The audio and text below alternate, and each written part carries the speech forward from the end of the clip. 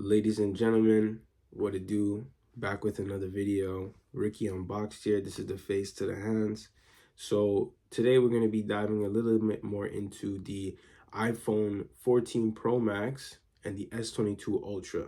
So guys, first impressions, as soon as you take it out the box, the first thing that pops at you is the screen. Now on the iPhone 14 Pro Max, they have a high resolution Oled display, which is really smooth.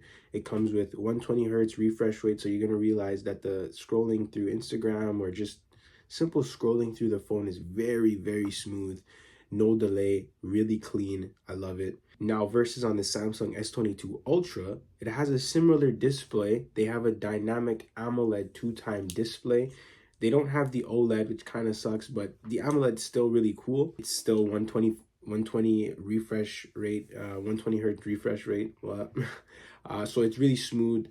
The graphics are really clean. Now I do find that on the iPhone that the graphics, the color is a little bit more vibrant to me, but in terms of just raw display, speed, smoothness, both phones vary to the T. They're pretty similar. So going on the exterior of the phone, on the iPhone, on the right hand side you have your on and off button. On the left hand side you have your volume rockers. I kind of found it a little bit strange though. On the Samsung S22 Ultra you have both of these on the same side, so your on and off and your volume both on the same side, which kind of feels awkward in the hand, because it feels like you're reaching so high up on the phone just to turn it up or down. Whereas on the iPhone, everything is kind of on that same level, so you can kind of do everything with one hand. Both phones have pretty large displays. Now, the winner for this is definitely going to be the S22 Ultra because it has a 6.8-inch display, whereas the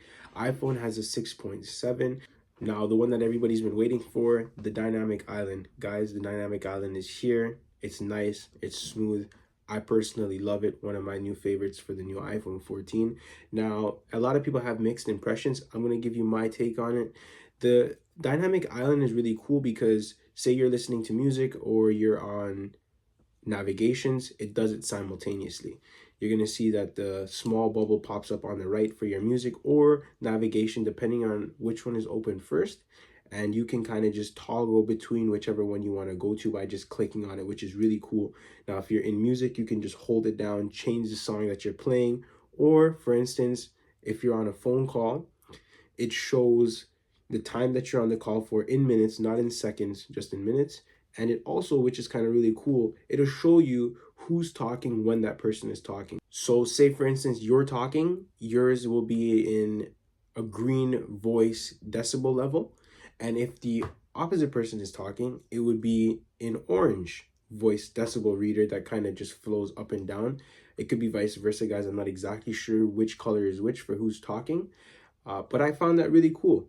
As for the Samsung has a really good display as well. The winner for the Samsung though for me is that the camera cutout is the only thing that you see at the top. They don't have a dynamic island, so you get more screen time or you get more screen display, which, you know, it's really nice when you're on Instagram or watching a video on YouTube, anything really, it kind of shows more screen. So I find that really cool. Now, the only downfall to the singular camera is that for me, Face ID doesn't really work that well, but you still have the backup because on the winner Samsung, you have a fingerprint reader, as well as you can always put in the old-fashioned pattern that they used to have, they still have. So that's really cool. Guys, on the S22 Ultra, you're still getting that S Pen that the Note used to have. They kind of combined the Note and the Samsung S series into one phone. Now you get the pen. Really cool, really nice. If you guys haven't seen my video of the unboxing, I kind of drew a little picture with the S Pen. Really smooth. You can have your hand on the screen, make notes. As soon as you pull the pen out, the notes bar automatically populates and you can select if you want to do a memo, whatever you want to do, add a note, you just write it in there and it's really smooth, really simple. The pen is a winner for me for sure. Going to the new always on displays for both the Android and the iPhone. Now on the Android's always on display is it's a dark screen that just shows you exactly what you need to see. No, it's not like a lock screen. It's just very simple, very old-fashioned, which I prefer in my opinion. Now going towards the iPhone, you have a pretty much a dimmed down version of a lock screen. It's just the brightness all the way down. In my opinion, the Samsung does win because in the nighttime, say you're sleeping or you're trying to get to bed, the dark screen, even though you can still see the notifications on the Samsung, you can still go to sleep. It's not really that bright. So it's like it's not really there, but it is. And if you really glance over, you can kind of see the notifications because it's a really black screen. It's pretty much a black screen. Now on the iPhone, it's really dimmed down. So it's kind of like a night light. So because it's kind of like a night light, it can still shine a lot of light into the room if you're trying to sleep. So I kind of find that I have to put my phone face down when I'm going to bed. Whereas on the Samsung S22 Ultra, I don't really have that problem. I can still leave the phone upwards and get notifications with no issues. Now, that leads to the next point, battery life. Guys, both phones have tremendous battery. The S22 Ultra is coming with a 5,000 milliamp hour battery, whereas the iPhone is just hovering over 4,200. Really good battery life on either phone. I'm finding 2-day battery. The iPhone has really good battery. I get easily 3 days. If I trickle charge it with Apple CarPlay going to work and coming home, I can get 3 days battery life out of the phone with ease. Same with the Samsung S22 Ultra. Both phones have tremendous battery. I do have to give the winner to iPhone here because they have a smaller amp hour battery, but are still able to provide the same amount of duration as the S22 Ultra. Actually, in fact, it's a little bit better.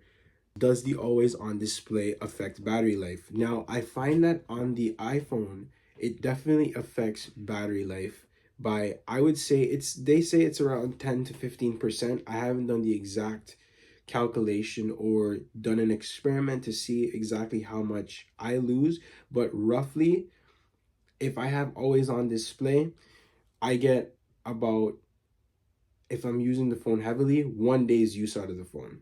1 day full use. Now, if I have always on display turned off on the iPhone, I get about a day and a half to 2 days. Okay, about a day and a half to 2 days. Now with the Samsung, I don't see much of a battery difference. I get the same amount of time if I have always on display on or off.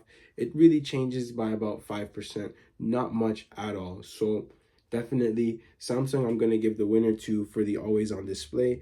iPhone is really unique, really good. It's still really nice because I like to see everything it's still really nice. It's aesthetically pleasing to be able to see pretty much the lock screen when the phone is locked, but it's just drawing too much power and it's too bright. It's still too bright. So cameras, guys, on the S22 Ultra, you have a 108 megapixel main telephoto camera. On the iPhone, you have a 48 megapixel camera. Both show tremendously good videos. Both can shoot in 4K, 60 hertz, 60 frames per second, 30 frames per second in HD. And on the Samsung, you can actually shoot in 8K. Camera cutouts on these phones, the Samsung definitely has a smaller bezel compared to the iPhone. It's really thick. As you can see, it's a lot wider on the iPhone. It's a lot higher. It kind of makes your phone tilt like a hot rod. I don't know if that makes any sense to you guys.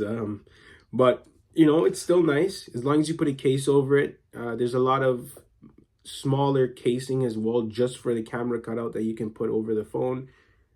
Just like this one here, guys. This one I got off of Amazon, and I'll leave the link in the description where to get that one. Now, guys, front megapixel camera on the S22 Ultra is 40 megapixels, which is really high. Photos come out super clean. No issues with the photos for the S22 Ultra. On the iPhone, you do have a 12 megapixel camera, which still comes out really clean, really vibrant. It's amazing. Both cameras are really good. Both phones support 5G technology. On the Samsung S22 Ultra, you do get that USB-C, which kind of gives you an edge. You get a faster transfer speed, which can come in handy if you're transferring videos or exporting, importing, things like that. Whereas on the iPhone, we're still lagged back in technology. We're using the Lightning adapter, which they're going to be changing soon. Apple did recently announce that they're going to be switching to USB-C, which has been long awaited. So maybe a lot of guys or girls will be waiting for the iPhone 15, where iPhone will be giving us that USB-C that we've been long awaiting. So thumbs up for that. Now guys, last but not least, pricing. On the S22 Ultra, the phone is coming in just under $1,400. This is base model, 128 gigabytes. Now, versus the iPhone, the phone is still coming in just over $1,500. It's coming in around $1,550 base model. Now, you do get that new purple color, which a lot of people are going for. It is nice. I'm going to be doing a video on that, so subscribe, stay tuned. And also, pricing is really expensive, but both of these phones are flagship carrier phones. You have on the S22 Ultra, we're using a Snapdragon 8 Gen 1 chip, which is really cool, really good, really fast, really reliable. And on the iPhone, we have the A16 Bionic chip, which is why even though we have a smaller battery, because the chip is so powerful, we're not pulling as much energy to power the phone, which is still a winner. So both these phones are expensive, guys, but it is quality for the price. Guys, in conclusion, I just want to thank you that you've made it this far. If you have made it this far, and I'm going to be announcing my winner between the iPhone 14 Pro Max versus the S22 Ultra. Now, even though both phones are extremely powerful, really good phones, I do find that there's a lot of features on the Samsung that are kind of redundant and not really necessary. For instance, the ultra zoom 100x camera. I mean, guys, it's really cool, but it's not really practical. You can zoom in really far, but I don't see you using that camera as often as you would. I think a 10x, 20x even is good enough. I don't think you really need to go as far as 100x. I think Samsung has a really nice phone, but at the same point in time, they do have a lot of features that are not really necessary. For instance, that split screen where you're using the two displays at the same time. There's not really many occasions where I think you really need that on a phone. It's still really cool that that addition is there. So if you want to use it, you can use it. If you don't like it, you don't have to use it. So it's still a win-win. But I do feel like it's an addition that you don't really need. They do have the USB-C, which is definitely a winner on the Samsung S22 Ultra. Guys, I feel like it's the phone that listens to the consumer. The consumer says, guys, we want this, and Samsung goes out and they do it. So I cannot knock them for that. Like I said, guys, the dynamic island for me is a winner. Now, I never really liked the notch too much. For some reason, it just never disappeared for me. The notch was just always there. Whereas on the 14 Pro Max, the dynamic island, it's a lot smaller. And for some reason, when I'm using the phone, it kind of just doesn't seem like it's there at times. It's really nice on the screen. It's very aesthetically pleasing.